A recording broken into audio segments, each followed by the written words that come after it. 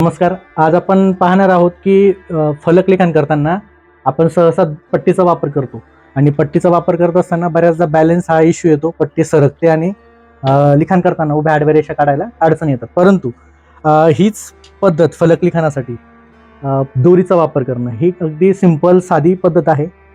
इथे आपण काय करणार आहेत, एक दोरी आहे आपल्याजवळ. याच्यात एक खडू होता, चॉक.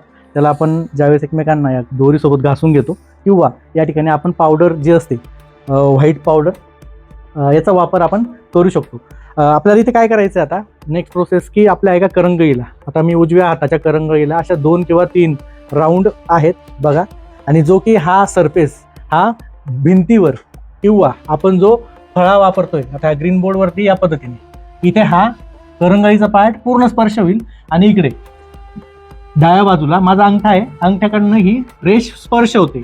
त्याने हा पूर्ण दोरीचा सरफेस हा भिंतीवर किंवा आपल्या फळ्यावर स्पर्श करेल. म्हणजे भिंतीचं काम जर करत असो आपण रायटिंगसाठी आणि फळ्यावरती ज्यावेळेस करू, आणि ह्या 2 बोटांनी आपल्याला ही दोरी पकडून टिचकी द्यायची असे.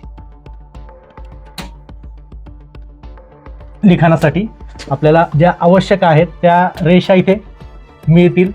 जसा डार्कनेस किंवा लाईटनेस आपल्याला हवा आहे तितका आपण त्याला देऊ शकतो. हॉरिझॉन्टल लाईन्स बघितल्या, आडव्या रेषा. आता उभ्या रेषा व्हर्टिकल लाईन्स ही आपल्याला समांतर लिखाणासाठी तुम्हाला फळ्यावर समजा पाढे लिहायचे आहेत किंवा अक्षरांची शब्दांची मांडणी करायची, तर त्यावेळेस या रेषांचा खूप छान बॅलन्स आपल्याला मिळतो आणि लिखाणासाठी ही सिंपल ट्रिक आहे.